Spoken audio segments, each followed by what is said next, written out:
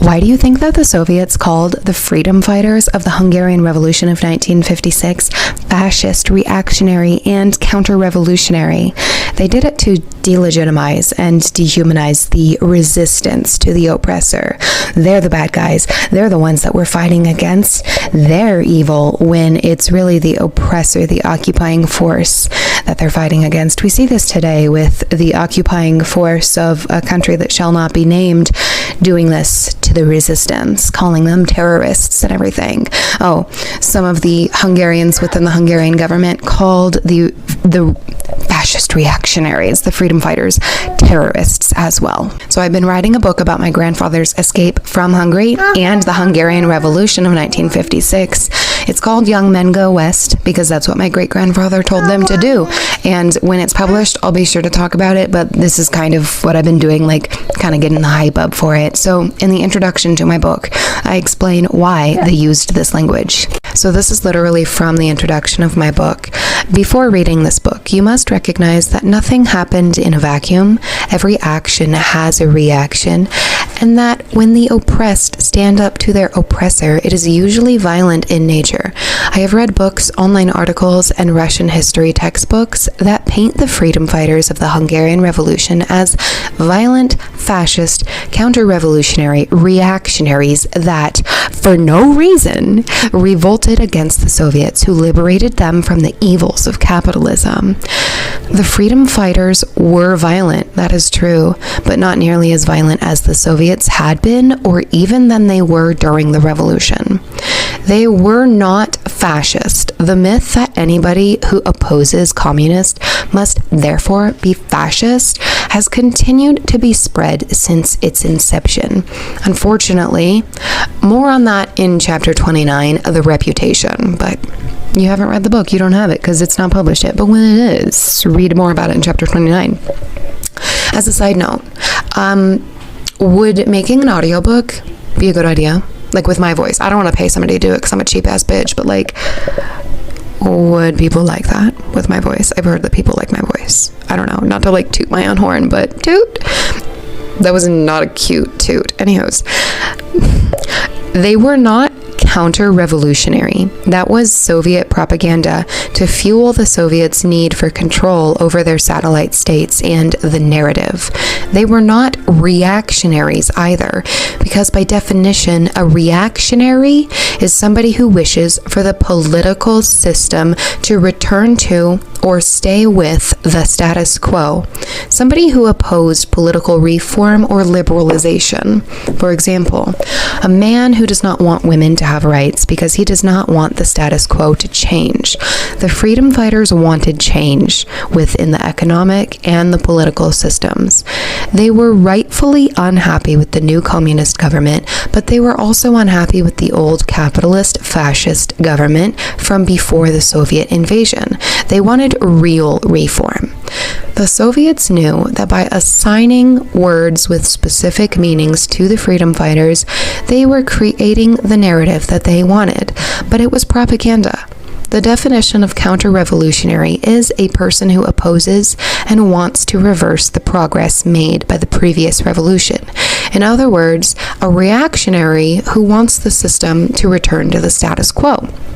By calling the freedom fighters counter-revolutionaries, it implies that the previous revolution was the Soviet takeover in 1945. One could make the argument that the Soviet takeover was technically a revolution, since the definition of a revolution is a sudden, radical change or a forcible overthrow of a government in order to install a new one. But it's a bastardization. We don't call the Nazi invasion of Poland a revolution, nor the Imperial Japanese invasion of China, nor any other instance in which a violent and oppressive regime, like the aforementioned ones, conquers another country. But when the conquered Hungarians fought back against the tyrannical new government that oppressed them, it became a counter-revolution because the Soviets were still in control of the propaganda. I'd also like you to recognize that there is a difference between communism and the Soviet Union.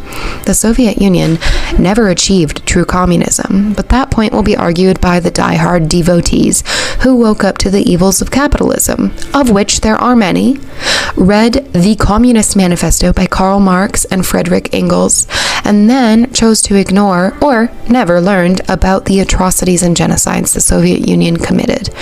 Political ideology doesn't have to be an either-or situation. It's not either you're a communist or you're a capitalist. And it's definitely not either you're a communist or you're a fascist. The Extreme Socialist Political Manifesto, first published in 1848 during the Russian Empire, makes some good points about class structure and the downfall of capitalism. And even I think that Marxism, or true communism, asterisk, asterisk, asterisk, looks appealing on paper, but it has not been seen in history.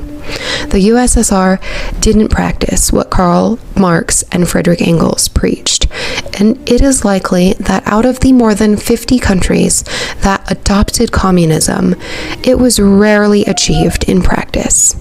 Communism, I need to readjust that sentence, that sounds odd. Anyways, good thing I read this out loud. Communism works in small groups, such as the idealized notion of a commune. But when a large group of people all become equal, then issues begin to arise as a person or persons struggle to concentrate power, and while everybody is busy working for the greater good, a dictator rises.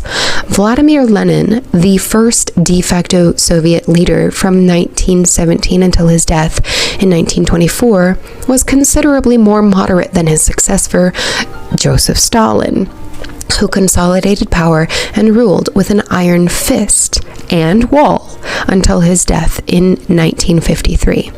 Communism under Stalin is accurately referred to as Stalinism and was marked by considerable evil and mass murder. After his death, the USSR went through a process of de-Stalinization to reverse some of the policies that helped his dictatorship reign power for nearly 30 years. Under Stalin, a minimum of 14 million people were sent to a gulag, a labor camp, and another 7 to 8 million people were exiled or deported. The best estimates that historians can come up with based on the minimal and unreliable records are that at least 1 million people, but up to 1.7 million people died in the gulags. But there is very little data recorded about what they were doing while they were doing it. During his reign of terror, that at least 777,975 people were executed, and 681,692 people of those executions happened during the Great Purge from 1937 to 1938. Not to mention numerous operations of ethnic cleansing against minorities carried out by the NKVD, the predecessor to the KGB. That carried out one of the largest operations of exterminating 111,000 Polish people. The Soviet famine of 1932 to 1933, the Holodomor genocide, was an intentional famine that starved at least 5.7 million and up to 7 million people to death, primarily in the Ukraine. Historians sometimes differ on whether or not this can be classified as a genocide, but the fact is that it was a consequence of the Soviet forced collectivization of farming. Then, from 1946 to 1947, there was another great famine in which 1 to 1.5 million people died. Up to 15 million kulaks, or peasants, kind of like upper-class peasants, as upper-class as a peasant can be, were deported to Siberia and Central Asian countries by 1937. So when Stalin took control in the 20s, from early 1920s to 1937, 15 million people were deported. and at least 5.8 million ethnic minorities were forcibly displaced from their homes in several countries the Soviets occupied, and they were deported to forced settlements within the USSR. Think like a concentration camp, sometimes without the walls.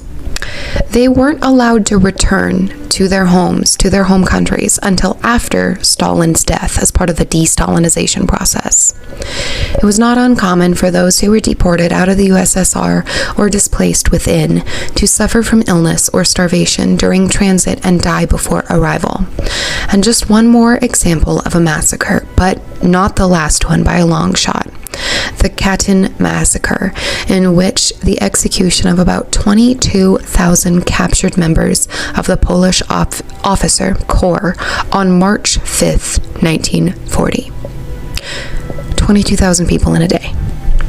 The exact figures will never be known due to unreliable, incomplete, and in some cases, non-existent records. Hello, baby. Hi. Yeah. Where am I? Researchers began studying archival data that was finally declassified after the Soviet Union's dissolution in 1991, which included census data that marked net losses on the it's got to be censuses, by up to 10 million people. A loss of 10 million people. What historians have come up with is that a minimum 5.5 million people's deaths can be directly attributed to Stalin's regime, but the argument can be made that up to 20 million deaths should be attributed to Stalin due to the Soviet Union's colonialism. And that's what it is, colonialism. Communism was implemented in many countries, which all would have many millions of deaths attributed to their own oppressive regimes. Think China, North Korea, Vietnam, Cambodia, so many others. The death toll does not even include the deaths of civilians the Soviets killed during World War II, which hasn't been estimated accurately due to the overwhelming focus on the atrocities the Nazis committed and the lack of reliable data.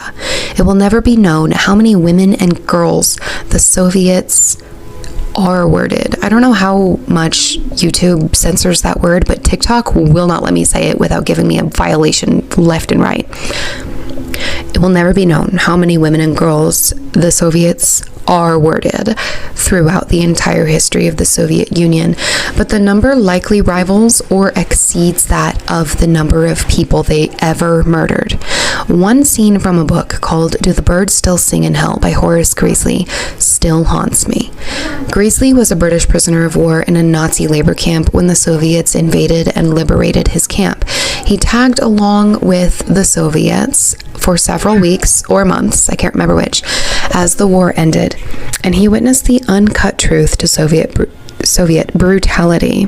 He described how the Soviets tortured and killed Nazis and children, and how they treated the regular German people simply because they considered all Germans to be Nazis, which is objectively not true. He witnessed more than a dozen Soviet soldiers gang R-word a teenage girl before killing her, among other heinous acts. After the R-word of the girl, Greeley found a young Soviet soldier named Ivan hanging from a rope. He had written a note that said, "We are worse than them," meaning the Nazis. Estimations of how many German girls were R-worded by Soviets at the end of the war soar up to 2 million, just of German girls. Ignore my child. Military historian and acclaimed author Antony Beevor estimates that at least 1.4 million women were R-worded in the areas of Silesia, Pomerania, and East Prussia alone, which were all German territories, not to include any other country the Soviets invaded or passed through. In Berlin, in the final few months of the war, at least 100,000 German girls and women were R-worded. This estimate was reached based on the spike in abortions and in the births some 9 months later by those who chose not to abort. But the R words often went unreported and almost always went unpunished. The horrors of the Soviet Union went unpublished and unpunished, as historical atrocities often do when the victor writes the history books and records the data, but the victims remember. The Soviets that boarded with my grandfather's house. When he was a child, the Nazis boarded at his house first, and then the Soviets came and they boarded with all the civilians, and not all of them, but a lot of them.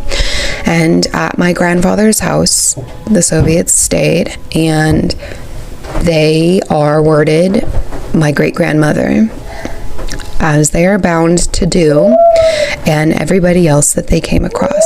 They thought it was their right, as the conquerors, as the victors of war, to do whatever they pleased to the women and the girls because they could. And it's just what the occupiers, the conquerors, the villain in the story, it's what they do. Anyways, if you hear somebody saying that the revolution of 1956 was a counter-revolution, meaning that whatever the Soviets did was the actual revolution and that the freedom fighters were going against that because they were fascist reactionaries, if you hear them say that, they are a Soviet worshipping tanky and they are not to be trusted. Now, as I said, communism looks good on paper, and even I would think that it looks good looking at what it's supposed to be. But that's never how it turns out. Look at any of the communist countries. When everyone is supposed to be equal, a dictator rises because that's what happens. And even in small communes like Jonestown, We'll take it to another atrocity. Jonestown, led by Jim Jones. It was a commune. It was a communist little community. And the idea of a commune is nice, but there were only a couple thousand people in his church, and he was probably a psychopath, at the very least a sociopath. And he convinced people to commit mass suicide because he took power, and that's just what happens when everyone's equal, and then they just believe wholeheartedly in their leader. So communism doesn't work. It's a nice idea, but it's basically socialism on steroids, and socialism is good and it works in several countries, like democratic socialism, but communism is the extreme version of socialism, and fascism is the extreme version of a right-leaning government. Fascism and communism are actually really, really similar when you look at it, and communists and fascists will die hard disagree with you about that because they don't realize that they actually resemble each other quite well. When you go too far to the right, you just end up on the left, and vice versa. It's the horseshoe theory. You go so far to the right with the crazy conspiracy theories that the alt-right QAnon people have, or vice versa. And this is happening a lot, like with this weird pipeline of the super hippy-dippy kind of people that are like anti-government, anti-vax, all of this. And then they fall down this far-right neo-Nazi pipeline because they're already so far indoctrinated with an extreme ideology that it's really easy to convince them, especially people of the mayonnaise complexion. It's usually what happens, to convince them to go down the other pipeline. Like that's a phenomenon that we're working with right now, and I'm losing like my train of thought, and my pain pills are kicking in because my neck is fucking killing me. So I'm gonna cut this off here. But yeah, I haven't been as controversial as I could be. So communism and fascism, they're the same. They are brothers because they neither one really work, and dictators take over. And I'm not saying this to be like capitalism is great, or the American system is great, because it's fucking not. None of the systems are great. We need to be looking at like the democratic socialist systems in order to like have a government that actually works. But even then, some of them don't. But yeah, sit with that. Argue about it in the comments. Oh, one thing before I go, I will say that the only difference between the Soviet Union, between Stalin and Hitler, the only difference is that Stalin smoked a cigar. He smoked a pipe. He smoked tobacco. But Hitler didn't smoke anything. He thought smoking was bad. He also didn't drink because drinking was bad. He also didn't eat animals because that was bad. He didn't kill animals. He didn't like hunting. But he did take a lot of meth and a lot of coke and a lot of other drugs. He was on morphine for so many years. He was constantly high, and he had a personal doctor that like administered all of this. But yeah, the only real difference between Stalin and Hitler, one smoked and one didn't. And of course that's a joke, but also not really. It's also not really a joke because Stalin also drank. Yeah, and Hitler didn't. So there's two differences there. And I believe that Stalin ate meat. So 3 differences. That's it. And one more thing, honestly, I might, after this book, write another book just about the comparisons between the Soviet Union and the Nazis, because people really want to deny that they were so similar, but they really were. I have literally studied the Holocaust and World War II for like 10 years, and I am just now starting, like over the last year or so, to really study the Soviet Union, and I always knew that they were pretty fucking similar, but like seeing how identical some of this shit played out, it is so wild how anybody can like be like, the Soviet Union was so great, it was so great, the Soviets were great, how can you deny that they were so great? It's so wild.